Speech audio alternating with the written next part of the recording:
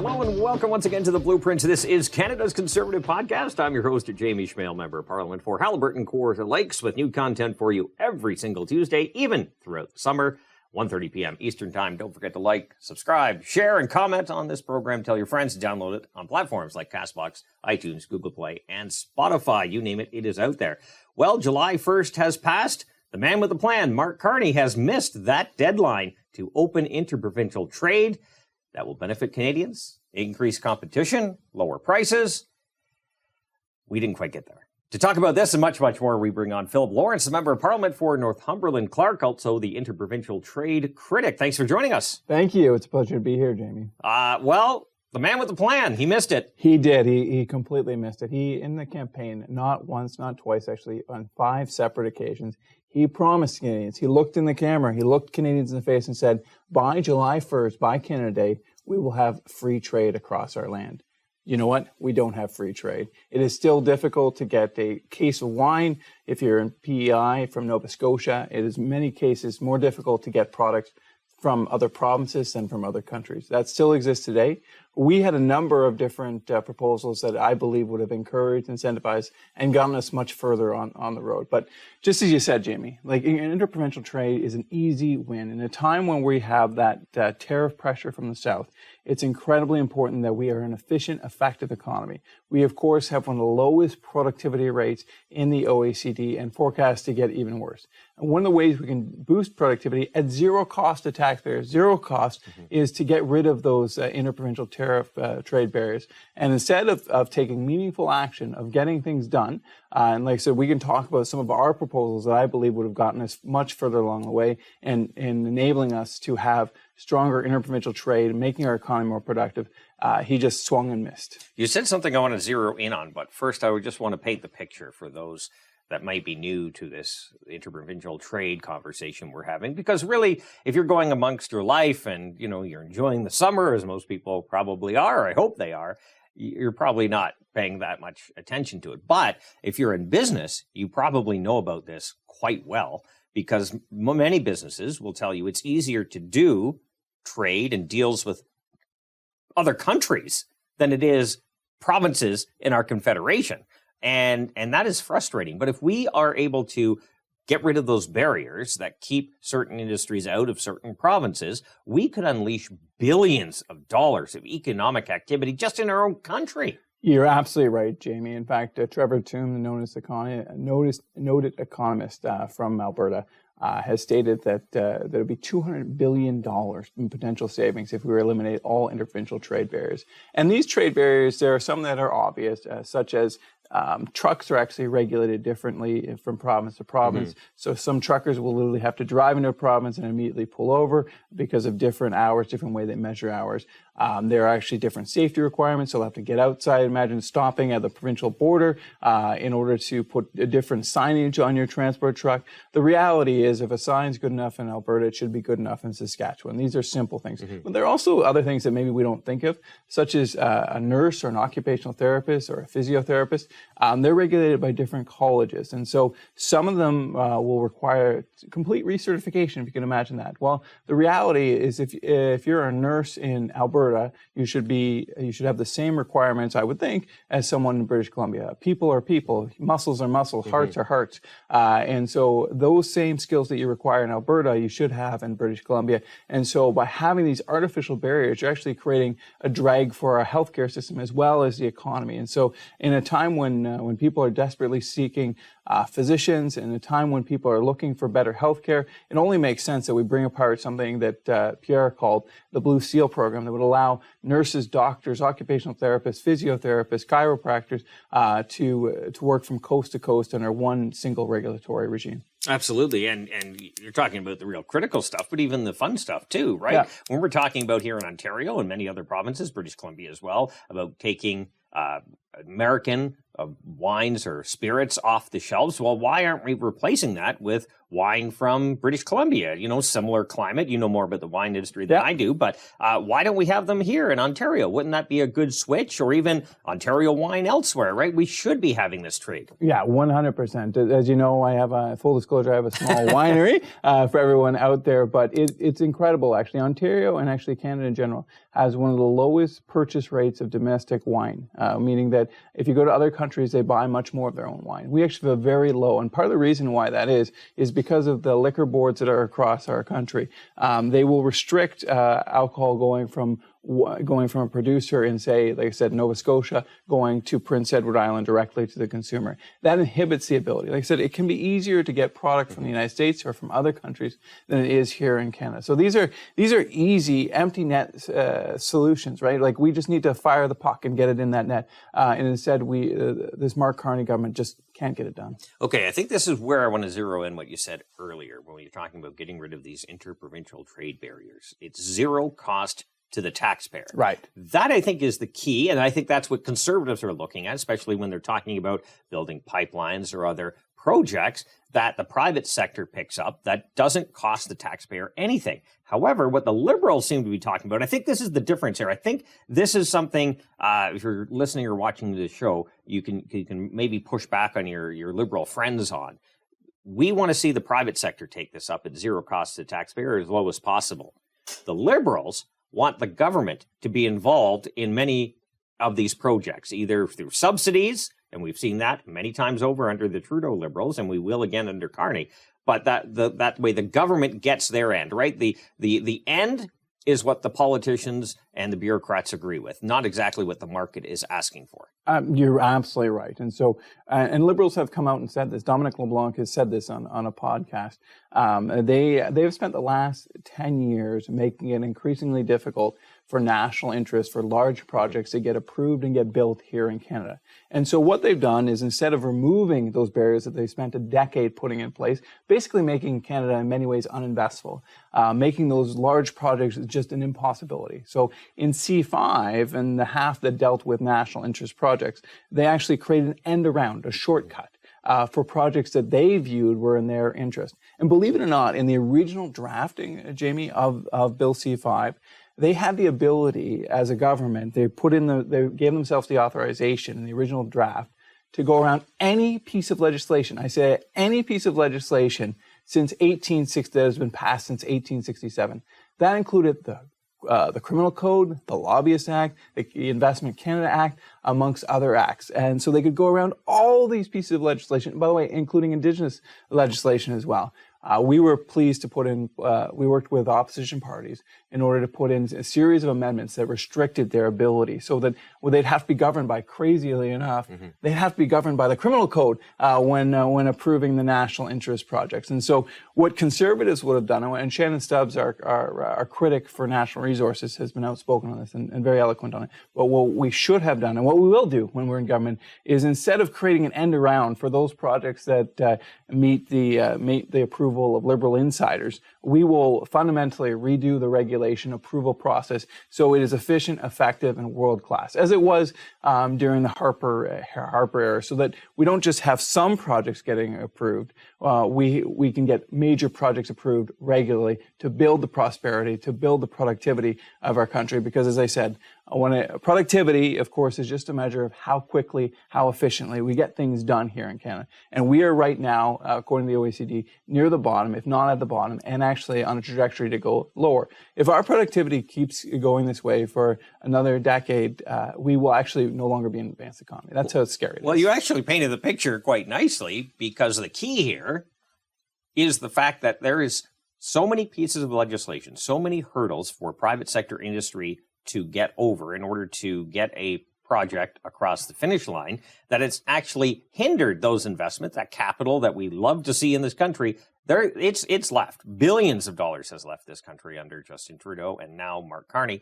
But at the same time, they're creating a piece of legislation that goes around all the big bloated government, all the bureaucracies that they can fast track. But you said it also, which they deem appropriate. Right. So What does that mean? Then you're getting lobbyists and lawyers cozying up to government. You get the big shooters getting the projects approved because they can donate or connect the right people or make everyone feel important. The startups, the juniors that are trying so hard to get recognized, get their projects, they are almost at a losing cause, and you haven't even started yet. 100% right, Jamie. And so one of the things that we also put amendments in the legislation is to put some controls on this. They'll actually be reviewed by a parliamentary committee as to which projects get reviewed. And we had a choice to make, and this is why Conservatives ended up supporting it. Do we get some projects approved or no projects? And we chose some projects. We put in place a number of safeguards, though, like I said, a parliamentary committee, review, accountability, so that they would have that. But if we were in government, and when we are in government, the right choice is not to just create an end around or a shortcut around these. It's to eliminate these barriers. Permanently get rid of the barriers. Get rid of these barriers. Yes. Exactly. So, as you said, it's not just a select group that make it through. It's everyone's got an opportunity. We got an equal opportunity, whether you're an oil and gas small company in Alberta or a mining company in the Ring of Fire. If you've got a great idea and you can attract capital from the free market, you have an opportunity to put that project forward to lift up the prosperity of all Canadians. Major difference right there. I think that is the key. We want everyone to succeed, but those that love big government, and you can call Mark Carney a bit of a technocrat, I do. Absolutely. Likes to be the puppet master and moving pieces around. They love this stuff. Yeah, I mean, the big government people love this. It fundamentally, it gets to a fundamental difference between conservatives and liberals, right? Conservatives believe in Canadians. I believe that a person in Northumberland Clark, that a person from Orono or from Cobourg is better placed to invest the money that they've earned, right? The big government liberals believe in centralized planning and that they should be the ones that are picking the winners and losers. And I'm going to tell you a truth, Jamie, that is 110%. When the government picks winners and losers, we're all losers. We get slower innovation because it's driven by political ideology. Exactly. That's basically what it is. Exactly. So instead of the best idea, the one that's most likely to bring prosperity to our land getting chosen, because that's what business does. It's a litmus test. It's an acid test, right? If you're willing to put your money forward, if someone's willing to put their money forward, they believe in 110% of this project. As opposed to when the government chooses, it's which lobbyist was in your office, it's which government has the closest contact, it's a former employee, it's a former liberal donor that is more likely to get the contract, right? So. Yeah, and when you have this kind of system, which we have for so many years, it's starting to get a little painful now, but you always had this new invention, and then the market rushed to get it to the general public, because whatever new invention was big screen TV, air conditioning, go down the list. It started off where only the rich have it, but then the movers and the small business people started to say, hey, if I can, make that a different way, I can mass produce it for the greater population, they can benefit, and then it became something for everything. Almost everyone has air conditioning now. Almost everyone has it, right? Because we kept moving in that space. But our jobs minister, who probably one of the ministers I shake my head, let's cue up cut one, shake my head at the most, Melanie Jolie, you know what? Just trust the Prime Minister. We will get there because we will figure it out. Play cut one. Respectfully, Minister, there was no strong response, though, to, let's say, the increase of steel and aluminum tariffs. There was no strong response to the threat of copper tariffs incoming. Your government had to remove the DST simply just to get back to the negotiating table. So respectfully, what is the government actually doing to negotiate with the U.S. and stand up for Canadians? Well, you're pretty much asking the same question as your colleagues. My answer is always the same. We won't negotiate in public, and we'll let the Prime Minister negotiate. And, it's a reality that pretty much all world leaders are dealing with right now. And of course, we're coordinating with the EU, we're coordinating with other countries that are negotiating. That's why economic diplomacy is so important right now. But fundamentally, while these negotiations are happening, we need to realign ourselves with trusted partners. And today, what you're seeing is a realignment between trusted partners. Okay, thank you. So again, trust the Prime Minister, right? Yeah, and trust the Prime Minister. And unfortunately, business, although I understand we can't always rely on the United States at this point in time, but the current president only has, 3 more years left. That will change. Yep.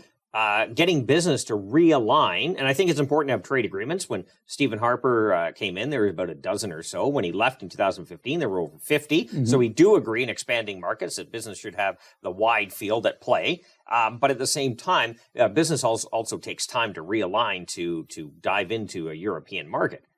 But at the same time, the comment that she's making is a little troubling. And I want to open this up for you because you know more about this than I do. It's not really laying out a plan. It's trust the Prime Minister. We've got this. And based on the last 10 years, and the last 5 were probably the most miserable for most Canadians. I don't trust this Prime Minister because Mark Carney was the economic advisor. I don't think you even have to go back 5 years, Jamie. If you look back at the election campaign, he's already broken, the Prime Minister, a series of the promises he made. He made completely irresponsible promises that he's proven that he can't deliver on. Whether that be free trade in Canada by Canada, didn't happen. Or whether that be, we're going to reduce the amount of money we're having on consultants. No, we're actually going to increase the amount of money. We're going to get the budget under control. The CD House said that the deficit might be as high as $90 billion. That's crazy outside a crisis. $90 billion. Yeah, this should be the time, even if you're a Keynesian economist, you should be, at this point, we should be collecting more revenue than we're spending, right? In order to prepare for bad times, right? Because we don't have a crisis going on, like you said. And when it came to Trump, he promised elbows up, and now he's kissing the ring, right? And so we have seen this Prime Minister broken promise after broken promise. They were unrealistic, irresponsible promises at the time, and he's shown that he had a complete inability to deliver on those commitments that he made. His campaign was fundamentally fraudulent. Absolutely, and the Liberals, another difference between the two. And again, if you're watching or listening, you can use this against your Liberal friends, right? The Liberal campaign or the mindset really has been to stand up to Trump, right? Whatever that means. Yeah. They haven't done anything yet, so whatever that means. Our plan was to expand Canada to meet these new markets based on what the demand was. And at the time, it was oil and gas, it was mining, it was the critical minerals. Open that up so we are able to move into these new sectors. This is not what the Liberals are doing. It's, again, going back a few steps ago to the projects they agree with, get approval.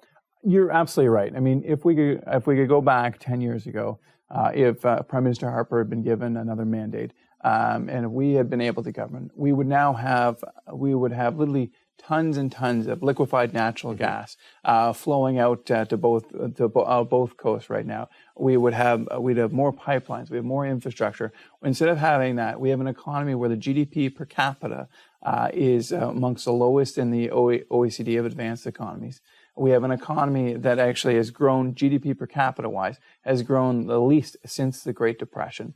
We have a housing crisis. We have we have people lining up at food banks in record numbers. This has put us in an incredibly weak place. So that the best thing we can do, I mean, no one, I don't care whether you're Mark Carney or you're Winston Churchill, no one would be able to control Donald Trump. That's just an impossibility. Yeah, absolutely. But what you can control, what my dad used to always say to me is son, focus on the controllables. Control the controllables. And never is that more true right now. So if we had, over the last 10 years, instead of kneecapping our own resource economy, if we had invested in there, if we had reduced the burden on Canadians instead of increasing it, if we had freed our economy, we would be in a much stronger position to negotiate with Donald Trump. Absolutely, 100%. And that's what our campaign was all about. Not this, again, the big government people love a crisis, right? Because there's always going to be a crisis and always a way. We're pretty much out of time, but the guests get the last word. You've been a while since you've been on the show, but you may recall the guests get the last word. So the floor is yours. I appreciate that, Jamie. And